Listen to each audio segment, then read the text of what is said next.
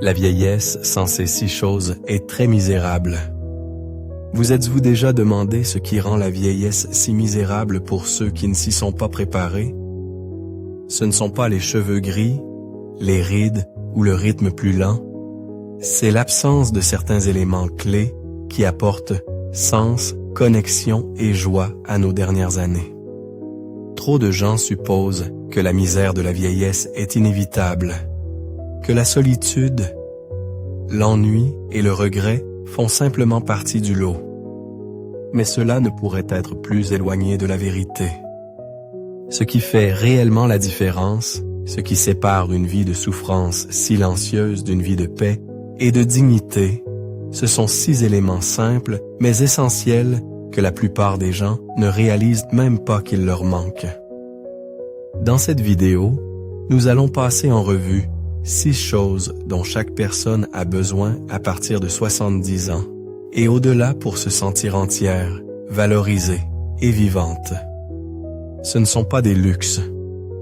Ils ne sont pas compliqués. Mais quand ils manquent, les jours commencent à t'assembler plus longs, les nuits plus solitaires et l'esprit un peu plus terne. En surface, cela peut sembler peu de choses. Mais en profondeur, ils détiennent le pouvoir de transformer la façon dont vous traversez cette étape de la vie. Restez avec nous, car à la fin de cette vidéo, vous comprendrez non seulement ce qui vous a manqué, mais vous saurez exactement comment commencer à le retrouver. Ces 6 choses ne sont pas juste agréables à avoir. Sans elles, la vieillesse peut sembler vide. Mais avec elle, quelque chose change. La joie revient. La confiance grandit. Et vous vous souvenez de qui vous êtes, pas seulement de qui vous étiez. Commençons. La présence d'une routine quotidienne pleine de sens. Sans un sens quotidien du but, les jours commencent à se brouiller. Vous vous réveillez, effectuez vos mouvements habituels, et le soir venu, vous vous demandez où le temps est passé. Mais ce n'est pas seulement une question d'horloge, c'est une question de sentiment. Cette douleur sourde que quelque chose d'important manque, même si vous ne pouvez pas tout à fait mettre le doigt dessus. Et c'est parce que le but, même sous sa forme la plus modeste, est ce qui donne une structure au temps et un sens au mouvement. Il n'a pas besoin d'être grandiose. Il doit juste donner l'impression qu'il compte. Laissez-moi vous parler de Walter, un mécanicien retraité de 76 ans qui a passé les premières années de sa retraite à simplement se la couler douce. Au début, cela ressemblait à la liberté. Pas de réveil, pas d'horaire. Mais progressivement, son énergie a chuté. Son humeur a suivi. Son sommeil est devenu agité. Ce qui avait semblé être du repos s'est lentement transformé en agitation. Lorsqu'on lui demandait comment il passait ses journées, il marquait une pause et ne pouvait pas vraiment répondre. Ce silence racontait l'histoire. La vérité est que les humains sont programmés pour le rythme et le but. Et en vieillissant, ce besoin ne disparaît pas, il devient encore plus vital. Les personnes âgées les plus heureuses ne sont souvent pas celles qui ont le plus de liberté, mais celles qui ont l'objectif le plus clair. Elles s'occupent de leur jardin chaque matin. Elles lisent un nouveau chapitre par jour. Elles écrivent des lettres, organisent des tiroirs, nourrissent les oiseaux, appellent un ami. Ces rituels peuvent ne sembler ordinaires, mais ils sont tout sauf ça. Ce sont des bouées de sauvetage, des points d'ancrage. Une routine pleine de sens crée un cadre pour la journée. Elle vous aide à vous réveiller avec intention et à vous coucher avec satisfaction. Elle donne à votre esprit quelque chose à attendre avec impatience, à votre corps quelque chose pour lequel bouger, à votre cœur quelque chose auquel rester ouvert. Et mieux encore, elle crée des opportunités de connexion. Les gens prennent de vos nouvelles. Vous partagez vos progrès. Vous enseignez. vous écoutez. Mais lorsque vous supprimez la structure, lorsque les jours s'étirent sans but ni encre, la solitude s'installe. Vous commencez à vous sentir à la dérive, pas en vie. C'est alors que la tristesse grandit. Pas à cause d'un seul événement, mais à cause de l'érosion lente du sens. Donc, si vous ressentez ce vide terne, celui qui ne crie pas, mais s'installe lentement, demandez-vous sur quoi vos journées sont construites. Puis choisissez une chose. Juste une. Quelque chose à faire chaque matin ou chaque soir. Quelque chose à entretenir, suivre ou retrouver. Ce petit fil peut devenir une bouée de sauvetage. Pas seulement pour une meilleure journée, mais pour un meilleur vous. L'habitude de maintenir la vitalité physique par de petites habitudes. L'énergie physique ne consiste pas seulement à rester en forme, elle consiste à rester engagé dans la vie. Et quand votre corps commence à ralentir, même légèrement, tout le reste commence à sembler plus lourd. Les tâches qui semblaient autrefois faciles ressemblent maintenant à des fardeaux. Sortir du lit, préparer un repas, aller au magasin, tout cela demande juste un peu plus d'effort. Et quand cet effort n'est pas soutenu par de petites habitudes constantes, les gens commencent à se replier sur eux-mêmes. Non par paresse, mais parce que leur corps ne leur semble plus être un allié. Prenez Harold, par exemple, un homme de 81 ans qui avait toujours été fort et actif. Mais après une maladie inattendue, il a cessé de bouger autant. Juste pour quelques semaines, se disait-il. Mais les semaines se sont transformées en mois. Ses muscles se sont affaiblis, ses articulations se sont raidies et sa confiance a diminué. Bientôt, même les courtes promenades lui semblaient intimidantes. Ce que Harold ne savait pas alors, c'est ce que les médecins s'efforcent tant de souligner maintenant. De petites habitudes physiques, pratiquées quotidiennement, sont souvent plus puissantes que de gros efforts occasionnels. Vous n'avez pas besoin d'une salle de sport. Vous n'avez pas besoin de poids lourds ou de séances d'1 heure. Ce dont vous avez besoin, c'est d'un mouvement qui vous correspond là où vous en êtes. 10 minutes d'étirement le matin. Un léger travail avec des bandes de résistance l'après-midi. Des levées de jambes debout en vous brossant les dents. Ces petites choses s'accumulent. Elles préservent la force, protègent les articulations et maintiennent la circulation sanguine. Mais surtout, elles vous rappellent que votre corps est toujours capable. Et ce sentiment que vous êtes toujours capable est l'un des antidotes les plus puissants à la misère de la vieillesse. Quand votre corps bouge, votre esprit suit. L'énergie augmente. L'humeur s'améliore. Vous attendez la journée avec impatience au lieu de la redouter. Et de plus, ces petits efforts physiques vous donnent un sentiment de fierté. Pas celle qui vient de la comparaison, mais la fierté tranquille.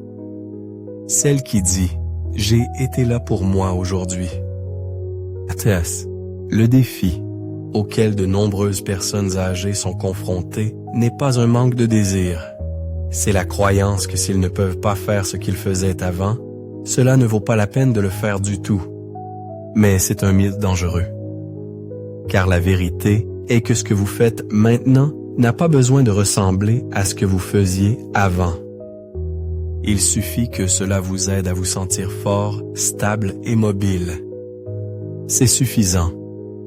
C'est plus que suffisant.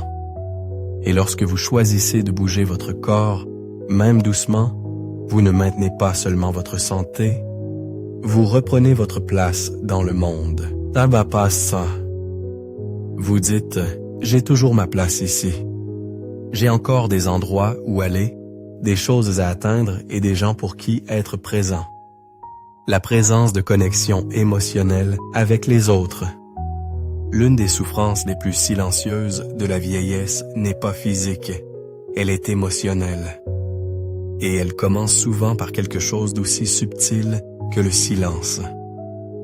quelques appels manqués, moins d'invitations, une pause plus longue entre les visites. Au début, cela ressemble juste à de l'espace. Mais lentement, cet espace se transforme en isolement. Et bientôt, une personne commence à se demander si quelqu'un la voit encore. La vérité est que la connexion émotionnelle n'est pas seulement quelque chose que nous apprécions, c'est quelque chose dont nous avons besoin. Surtout en vieillissant. Laissez-moi vous parler de Ruth, une veuve de 78 ans qui avait toujours été entourée d'amis dans sa jeunesse. Mais avec le temps, certains amis ont déménagé. D'autres sont décédés.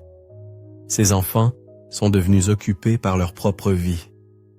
Et bien qu'elle n'aimait pas se plaindre, elle a commencé à ressentir une sorte de douleur qui n'était pas physique.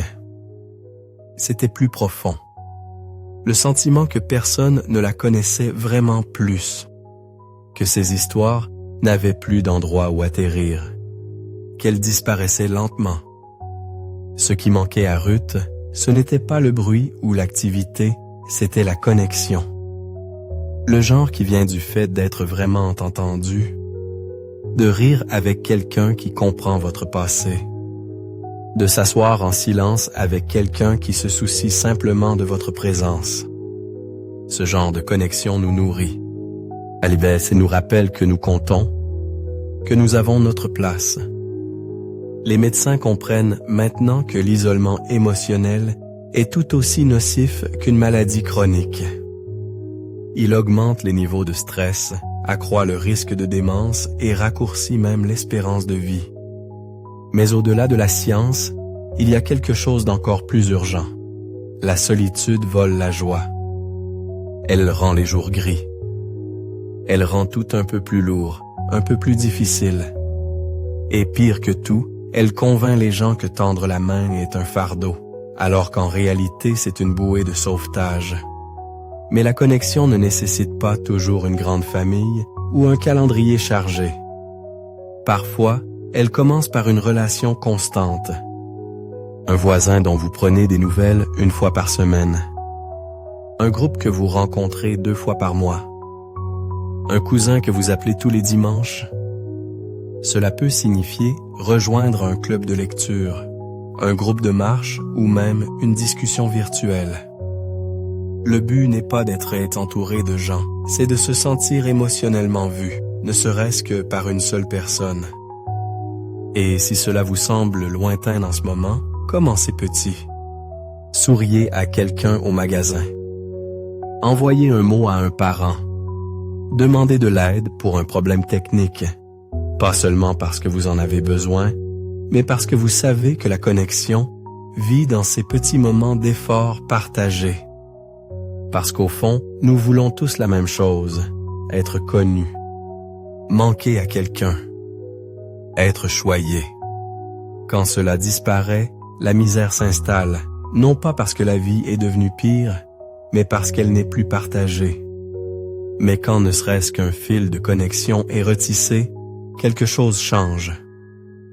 La vie devient plus chaleureuse, plus légère, plus digne d'être vécue. L'habitude de la stimulation mentale et de la curiosité. Quand le corps commence à ralentir, l'un des plus grands cadeaux que nous ayons encore est l'esprit. Mais trop souvent, ce cadeau reste emballé. Il reste tranquillement en arrière-plan pendant que les routines se répètent, les conversations diminuent et la nouveauté s'estompe. Sans stimulation mentale fraîche, sans le frisson d'une nouvelle idée ou le défi de comprendre quelque chose, la vie commence à sembler plate. Pas douloureuse, nécessairement. Juste terne. Et avec le temps, cette torpeur devient une forme silencieuse de misère. Laissez-moi vous parler de Léonard, un comptable retraité de 83 ans qui s'épanouissait autrefois en résolvant des problèmes. Après sa retraite, il s'est senti soulagé d'avoir enfin du temps pour se reposer. Mais bientôt, les jours sont devenus répétitifs. Il regardait les mêmes émissions, lisait les mêmes chroniques de journaux et se couchait en se sentant plus fatigué qu'inspiré. Ce n'est que lorsque sa petite fille lui a offert un jeu de mots croisés que quelque chose a changé. Au début, il avait du mal à finir même les plus faciles, mais il a persévéré. Et bientôt, il les attendait avec impatience et chaque matin. Sa mémoire s'est aiguisée. Son humeur s'est améliorée. Et surtout, sa curiosité est revenue. Les médecins disent souvent, utilisez-le ou perdez-le. Mais ce qu'ils veulent vraiment dire, c'est ceci. Votre cerveau a besoin de défis comme vos muscles ont besoin de mouvement. Il a soif de stimulation. Et quand cette stimulation manque, l'ennui s'installe, lentement, silencieusement et souvent inaperçu. L'ennui qui persiste assez longtemps commence à éroder la joie. Mais l'inverse est aussi vrai.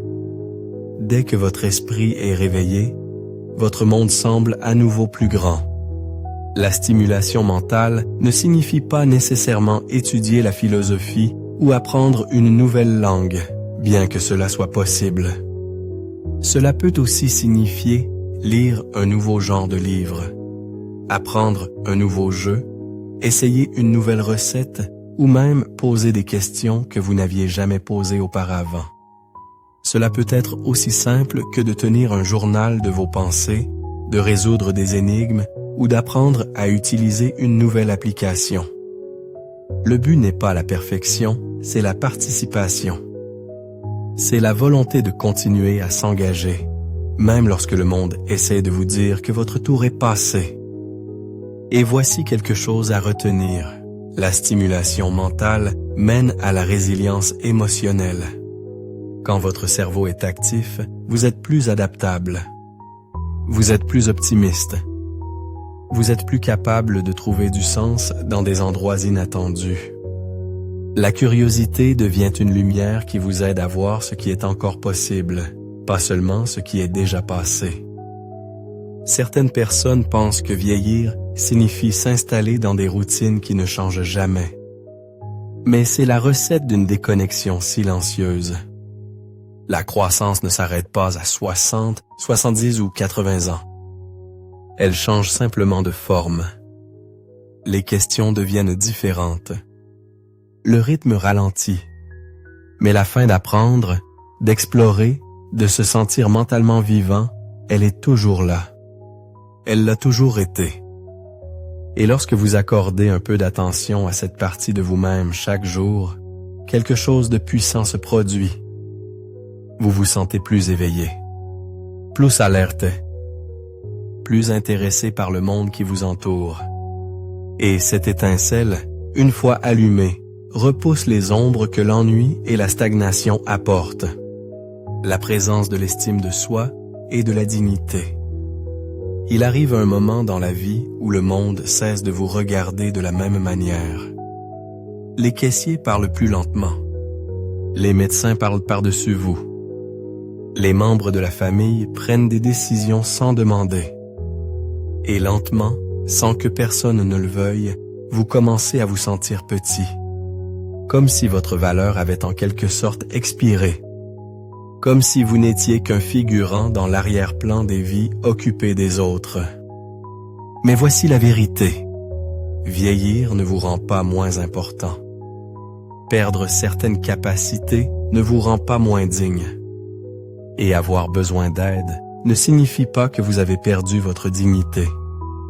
Ce qui cause la vraie misère de la vieillesse, c'est d'oublier votre valeur, ou pire, d'être traité comme si elle avait disparu. Laissez-moi vous parler de Carole, une ancienne infirmière de 77 ans qui avait passé des décennies à prendre soin des autres. Mais après une chute qui l'a obligée à utiliser un déambulateur, elle a remarqué que les gens commençaient à la traiter différemment. Les conversations se faisaient autour d'elle, pas avec elle. Des étrangers supposaient qu'elle ne pouvait pas penser par elle-même. Même sa famille a commencé à parler d'un ton plus doux, comme si elle était fragile à tous égards. Carole ne regrettait pas l'aide, ce qui lui manquait, c'était le respect. Le sentiment qu'elle était toujours capable de faire ses propres choix. La perte de dignité, pas le déambulateur, est ce qui l'a épuisé. Les médecins et les chercheurs commencent à comprendre à quel point il est vital pour les personnes âgées de se sentir vues, respectées et impliquées dans leur propre vie. Lorsque l'on parle aux gens avec dignité, lorsqu'on leur donne des choix, qu'on leur demande leur avis et qu'on les traite en égaux, leur santé s'améliore, leur confiance augmente. Et surtout, leur esprit reste intact. Mais quand cela manque, quelque chose commence à s'éteindre. Pas seulement émotionnellement, mais physiquement. Parce qu'il n'y a rien de plus épuisant que de sentir que l'on ne compte pas. Et il ne s'agit pas seulement de la façon dont les autres vous traitent.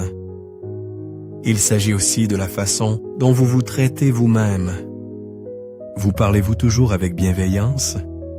Vous accordez-vous le mérite de la sagesse, de l'endurance et des expériences qui vous ont façonné? Vous regardez-vous dans le miroir et voyez-vous quelqu'un qui mérite toujours d'être respecté, même les jours difficiles? L'estime de soi ne vient pas des réalisations. Elle ne vient pas du fait de paraître jeune ou de bouger vite. Elle vient du souvenir de votre histoire. Du fait de savoir que vous avez vécu, aimé, perdu, appris et continué d'avancer. Cela mérite l'honneur. Chaque ride a une raison. Chaque cicatrice a un nom. Et chaque jour où vous continuez à être présent est un acte silencieux de force. Donc, si le monde vous a fait sentir invisible, que ceci vous le rappelle, votre valeur n'a jamais été basée sur la vitesse à laquelle vous marchiez ou sur le poids que vous pouviez porter. Il n'a jamais été question de titre ou d'apparence. Il s'agit de présence. De qui vous êtes. Et qui vous êtes, en ce moment, tel que vous êtes, est toujours nécessaire, toujours précieux et toujours profondément digne. Le sentiment d'être nécessaire à quelqu'un ou quelque chose. Il y a une sorte de vide silencieux qui s'installe lorsque vous ne vous sentez plus nécessaire. Ce n'est pas la même chose que la solitude. C'est quelque chose de plus profond, quelque chose qui parle à votre sens du but. Quand personne n'appelle pour vos conseils, quand votre présence semble facultative plutôt qu'essentielle, quand vous pouvez disparaître quelques jours sans que personne ne le remarque, c'est là que le vrai poids de la vieillesse peut s'installer. Parce qu'au fond, chacun de nous veut compter pour quelqu'un. Nous voulons savoir que notre vie apporte encore quelque chose à celle de quelqu'un d'autre. Laissez-moi vous parler de Frank, un homme de 84 ans qui avait élevé une famille, bâti une entreprise et été un pilier pour sa communauté. Mais dans ces dernières années, après le décès de sa femme et le départ de ses enfants au loin, quelque chose a changé. Il l'aimait toujours, bien sûr. Ils appelaient parfois. Mais les interactions quotidiennes avaient disparu. Les services rendus. Les petites questions.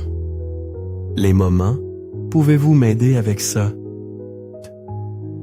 Et sans cela, Frank a commencé à se sentir comme s'il était lentement devenu invisible, comme si le monde allait bien sans lui. Mais ensuite, l'enfant d'un voisin a commencé à passer après l'école juste pour discuter. Frank partageait des histoires, écoutait ses idées et encourageait ses dessins. C'était peu, 15 minutes quelques fois par semaine. Mais cela a tout changé. Il avait quelque chose à préparer, quelqu'un à attendre avec impatience. Quelqu'un qui avait besoin de lui, non pas pour ce qu'il était, mais pour qui il était encore. Les médecins ont découvert que se sentir utile, même de la plus petite des manières, peut réduire la dépression, ralentir le déclin cognitif et même prolonger l'espérance de vie.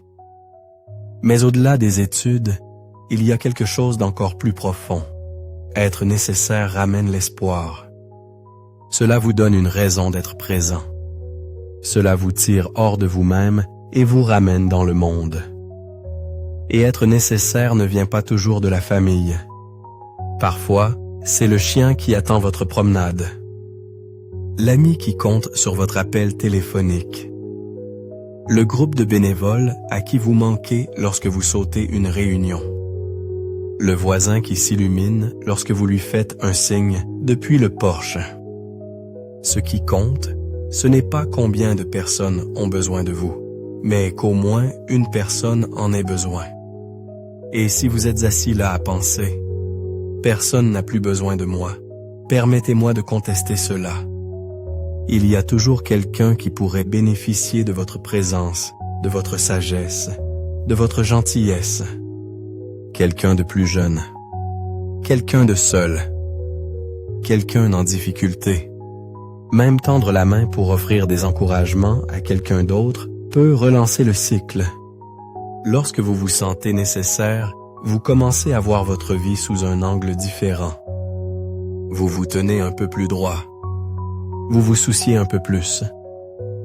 Et vous sentez, une fois de plus, que vous avez votre place. Parce que la vérité est que nous ne dépassons jamais le besoin d'être nécessaire. Et quand ce besoin est satisfait, même de manière discrète et humble, cela rend la vie plus douce, plus pleine et infiniment plus digne d'être vécue. Réflexion finale. Si vous êtes arrivé jusqu'ici, je veux que vous preniez une pause et réfléchissiez, non seulement à ce que vous avez entendu, mais à ce que vous avez ressenti. Peut-être que quelque chose a bougé en vous. Peut-être que l'une de ces 6 choses vous a semblé un peu trop familière. Ou peut-être avez-vous réalisé que ce qui manque dans votre vie n'est pas aussi compliqué que vous le pensiez. Parce que la vérité est que la vieillesse elle-même n'est pas misérable. Ce qui la fait ressentir ainsi, c'est l'absence des choses qui nous font nous sentir vivants. Et récapitulons. Une routine pleine de sens pour guider votre journée. Des habitudes physiques qui vous donnent de l'énergie. Une connexion émotionnelle qui vous rappelle que vous n'êtes pas seul. Une stimulation mentale qui garde votre esprit vif. Une estime de soi qui maintient votre dignité. Et le sentiment d'être nécessaire à quelqu'un ou quelque chose. Rien de tout cela ne nécessite une santé parfaite, un calendrier plein ou une force de jeunesse. Il demande simplement de l'intention et la volonté d'aller vers ce que votre esprit sait déjà dont vous avez besoin. Ces 6 éléments sont comme des compagnons silencieux. Ils ne crient pas, ils n'exigent pas, mais lorsqu'ils sont présents, la vie semble plus riche. Et quand ils sont partis, vous le sentez dans vos os, même si vous n'avez pas de mots pour le dire. Alors je veux vous laisser avec ceci. Il n'est pas trop tard. Que vous ayez 60 ou 90 ans, aujourd'hui peut être le jour où vous commencez à reconstruire ce qui a manqué. Une petite action. Une nouvelle habitude. Un appel téléphonique. Une décision d'honorer votre propre valeur, même si personne d'autre ne le remarque pour l'instant. Merci de nous avoir rejoints. Aujourd'hui, nous aimerions avoir de vos nouvelles. Laissez un commentaire ci-dessous et partagez vos réflexions. Vos pensées sont importantes pour nous, alors n'hésitez pas à les partager. Lire vos commentaires nous motive et nous encourage grandement. Merci d'avoir regardé et nous avons hâte de vous retrouver dans la prochaine vidéo.